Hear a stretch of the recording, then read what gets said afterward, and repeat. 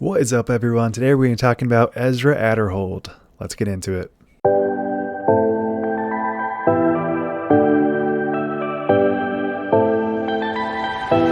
Alright, so I know I talk about Ezra quite a bit, but he's just honestly one of the best players out there, and I love his attitude and just all of his charisma and YouTube content is just fantastic.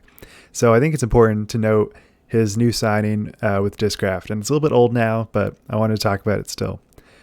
So signing with Discraft was pretty shocking news considering he was going to, I think it was MVP, and it seemed like he had serious discussions with them, and it was kind of assumed that he was probably 90% going to sign with MVP. And for whatever reason, he just did not. And my assumption is that he purely went where the biggest offer was. And I'm going to assume that that was not with MVP. I guess Innova probably has some base contracts that don't really appeal to Ezra. But Discraft, I'm guessing, has a big chunk of change to knock Ezra down. So I am assuming that he got way more money than any other offer, and that's why he took it. So if you look at Ezra and just the overall Discraft lineup, the team is looking really strong, which is good for Ezra. Aderhold, Presnell, I think Hamas right now is one of the top players. So I think he's a huge catch that Discraft just kind of luckily got. I don't like MJ as much. I love him as a person, but I think him as a selling point, not that good. Yuli, I love the amount of popularity he's going to gain from being on Jomez, but as a person to sell disc, I don't think he's really going to sell that much. You really are only going to be looking at these two players, Pierce and Macbeth. So that comes into play with where I see Ezra's potential on Discraft. I do not see him being somebody that will gain a whole lot of value from being on Discraft. I think Discraft gains way more from him just being on the team than he does by being on the team. And by that, I mean, there's just so much marketability for him as a person, but the amount that he will be able to sell and promote and gain from his signature nuke is relatively small. And the reason why I say that is because immediately when I look at the Discraft website, go to distance drivers, I can see exactly what I thought I would see. You get Paige Pierce, Macbeth,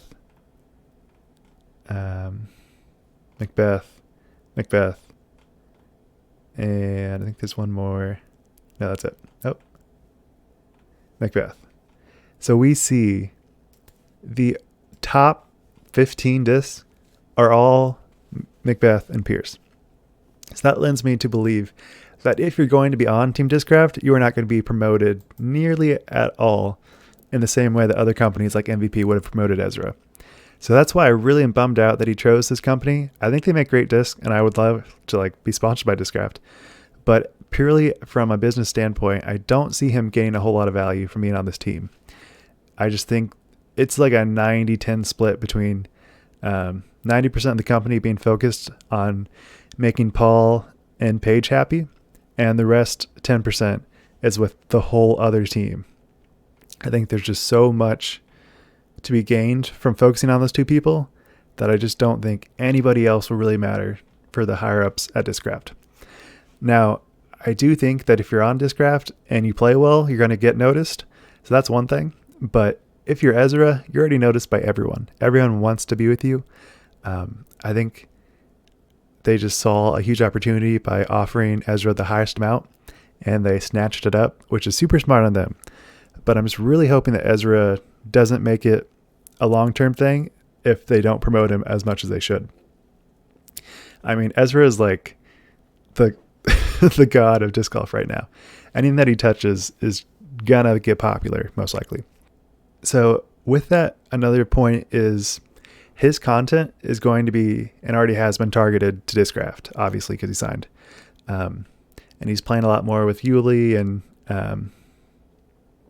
Brody and some other people. And I do think the content's decent, but I can already see that I'm not really enjoying his content nearly as much as when he was just purely unbiased, didn't have any bad opinions. He could just say whatever he wanted.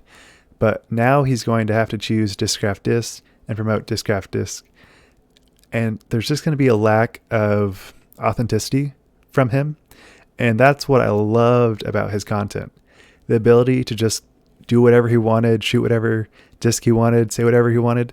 That was amazing. And that's something you don't see from really anybody other than Drew Gibson.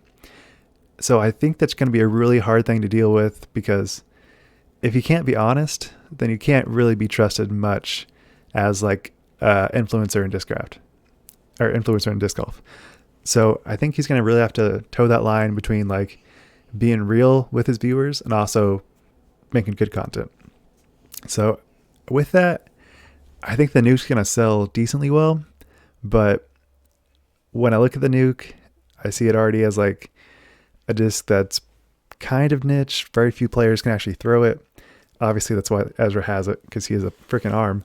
But overall, I don't see the value too much. I think he'll probably sell enough to like not live out of his Prius, that's for sure. But overall, I think he's just not gonna thrive at Discraft, which is a bummer because I really like him.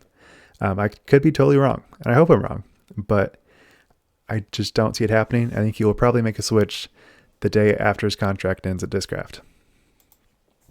So with that said, what are your thoughts? Do you think this team is totally stacked and they do value their players way more than just the top two?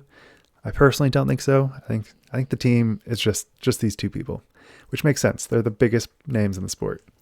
But with that said, if you have any opinions, let me know. As always, like, comment, and subscribe. Wild Run signing out. Peace.